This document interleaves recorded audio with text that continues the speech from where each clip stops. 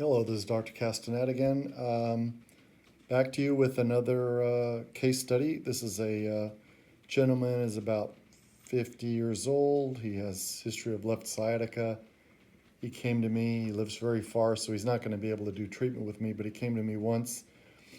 I referred him for a lumbar MRI scan. I treated him a couple of times, actually. No, once or twice. But he can't continue with me. I'm too far away from him. Sent him for a lumbar MRI scan. These are the results. This is a sagittal slice, of course.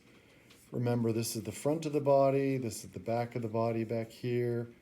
That's interesting. Must have put some kind of marker there for some purpose, maybe to demarcate his area of pain. Anyway, this is, you see his lumbar vertebra number 4. That's number 5. There's the top of the sacrum. The disc has reasonable good height here at L5-S1. This disc has got some disc collapse. You can see there's this white area. We call this a modic change. This is edema of the bone that happens when these discs degenerate and then you don't have the normal osmotic flow and diffusion of nutrients and fluids across the vertebrae. The vertebrae are very vascular, the discs are not. So the discs depend on the vertebrae, which are very vascular, to provide blood and serum and fluids to diffuse across the disc at night to imbibe water and rehydrate. Over time, this process is compromised with injuries, micro-injuries to the discs. As they aggregate, the disc degenerates. This is not very collapsed, but in this slice, you see a little bit of a disc herniation there. It's small in this particular slice, but we're going to look at another one that's more revealing of the source of his left sciatica. This disc is lighter in color. It's got more water content, less degenerated. This also has more water content. This is darker in color, as are these. So these three are more degenerated than the others.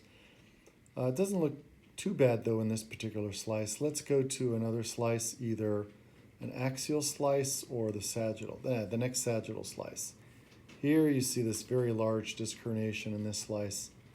And we don't know if it's right or left yet, so we'll look at an axial slice in just a second. You still see the end plate is looks like moth-eaten here. It's not a normal border. The shape of vertebrae can vary. You can have these, if I recall, these are notochordal impressions. During development, the vertebrae attain a certain shape.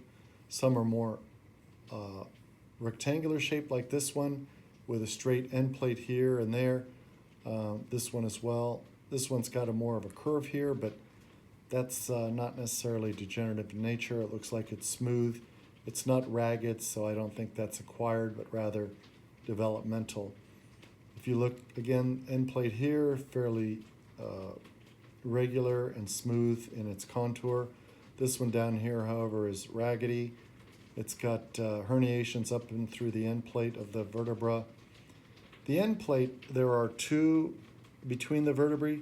There's a cartilaginous end plate, and then there's the bony end plate. Cartilaginous end plate is the one immediately adjacent to the disc. So there'd be a cartilaginous end plate here and one there.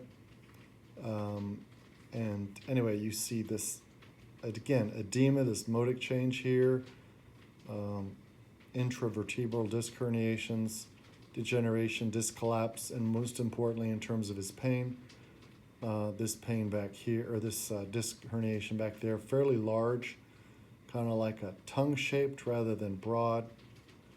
And let's go to then the axial image, and I'll show you what this looks like in cross-section.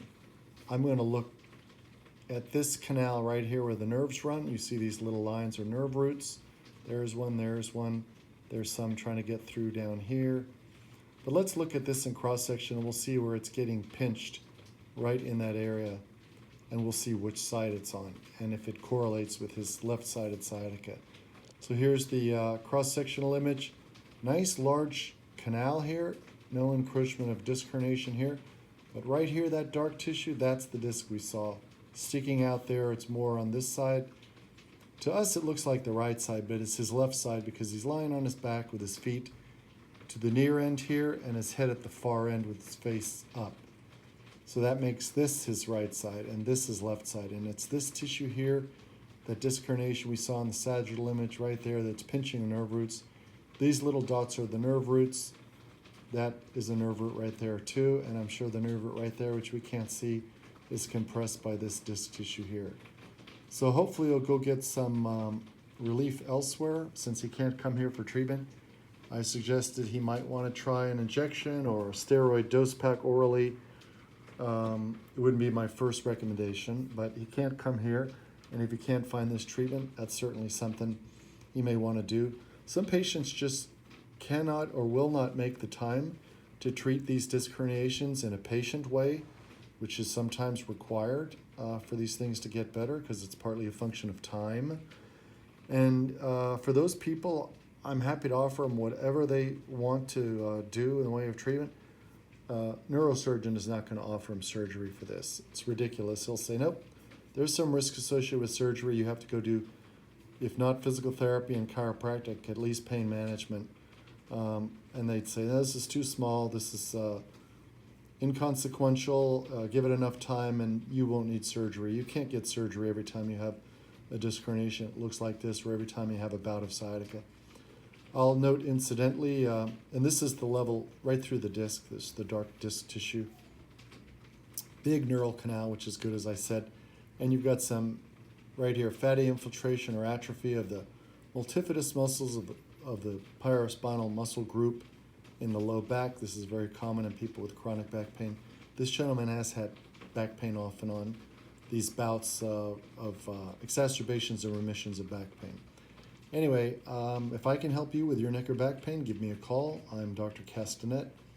The phone number is 404-558-4015. The website is backstrong.net, where I post many more of these videos. You can also go from my website to my YouTube channel to learn more about any variety of topics related to the neck and back, whether it's surgery, pain management, physical therapy, chiropractic, ergonomics, you name it.